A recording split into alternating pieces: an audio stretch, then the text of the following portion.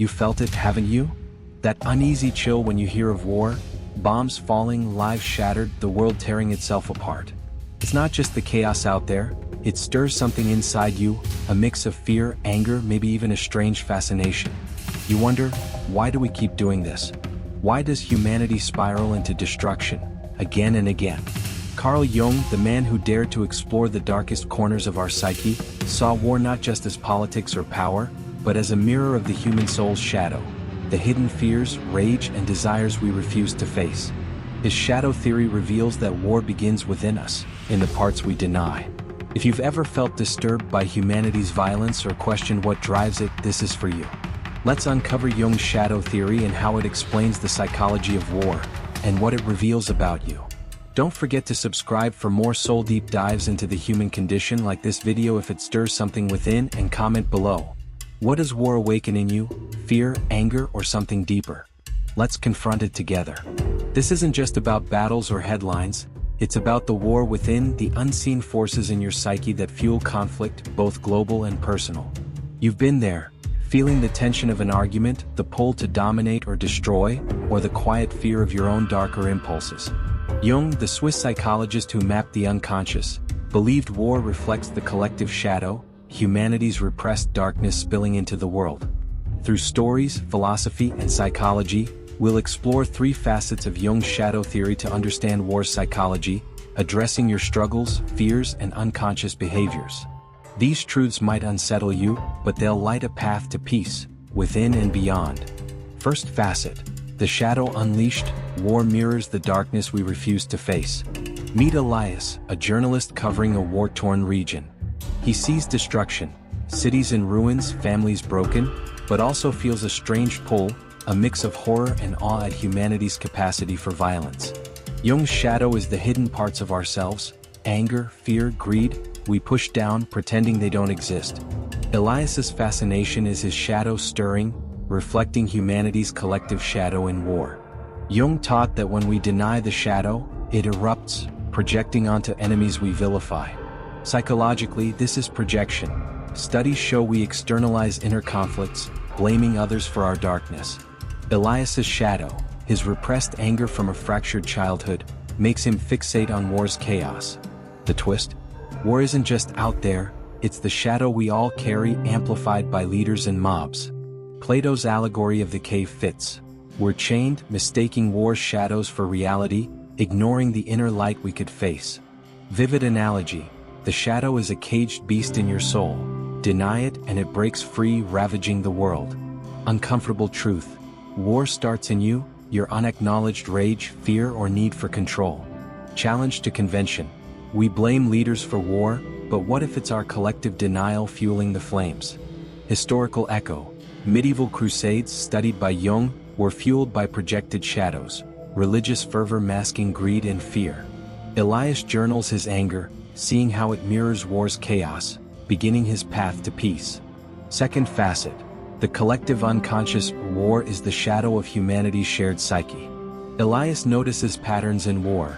Nations demonize each other, soldiers fight for ideals, crowds cheer destruction. Jung's collective unconscious, shared archetypes across humanity, explains this. The warrior archetype drives heroism but also violence. The shadow archetype fuels hatred of the other. War erupts when these archetypes, unbalanced, dominate the collective psyche. Elias feels this in himself, a pull to take sides, to judge, rooted in his unconscious need for belonging. Psychologically, this is groupthink. Studies show collective emotions amplify aggression as crowds lose individuality. The twist? War isn't just personal shadows, it's humanity's shared darkness, inherited through centuries. Nietzsche's "Thus Spoke Zarathustra" warns, beware the herd that carries you away. War's fervor is that herd, and Elias's urge to pick a side is its pull. Vivid language: the collective unconscious is a vast ocean, its waves, archetypes, crashing into war when unbalanced. Uncomfortable truth: you're not just a bystander, your unconscious biases feed war's fire. Challenge: we see war as distant, but what if your silent judgments contribute to its rage? Historical nod: Machiavelli in The Prince saw wars as manipulations of collective fears.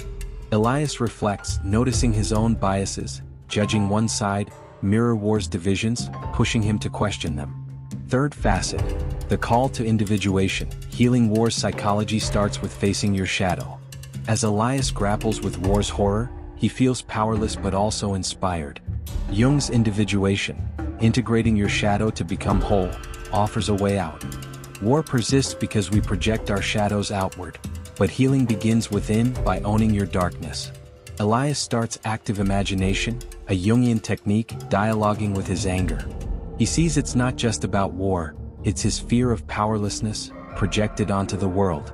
Psychologically, this is self-integration. Studies on mindfulness show owning emotions reduces conflict. The twist? Ending war starts with you, not governments but your inner peace. Bonhoeffer's Letters and Papers from Prison speaks of worldly holiness, finding peace in chaos by living authentically. Elias's inner work, journaling, meditating, calms his rage, letting him report with empathy, not judgment. Analogy: war's a forest fire fed by collective shadows. Elias's inner peace is a clearing, slowing the blaze. Uncomfortable truth: you can't stop war but you fuel it by ignoring your darkness. Challenge: we're told peace is external, but what if it begins in your soul? Historical parallel: Stoics like Marcus Aurelius in Meditations urged mastering inner chaos to face outer turmoil. Elias's empathy shifts his reporting, inspiring others to question war's roots. Convergence: Elias's journey transforms him. Facing his shadow, he owns his anger. Understanding the collective unconscious, he sees war's deeper roots. Pursuing individuation, he finds peace within, influencing others. Jung's Shadow Theory: war is our unacknowledged darkness. Healing it starts with you. Pacing reflection: you've felt war's pull, haven't you? The anger at injustice, the fear of chaos, the unconscious urge to divide. Plato's light: face your shadow's truth. Nietzsche's warning: resist the herd's rage. Bonhoeffer's grace: find holiness in your inner work. Your darkness isn't your shame, it's your starting point. Final twist: war's psychology isn't just global, it's personal. Psychological studies on conflict show self-awareness reduces aggression. Jung's truth: heal your shadow and you weaken war's grip. So you, stirred by war's shadow, what darkness in you fuels division? Jung's theory lights the way. Face your shadow, question the collective, become whole. Your fears, your anger, they're not flaws, they're calls to transform.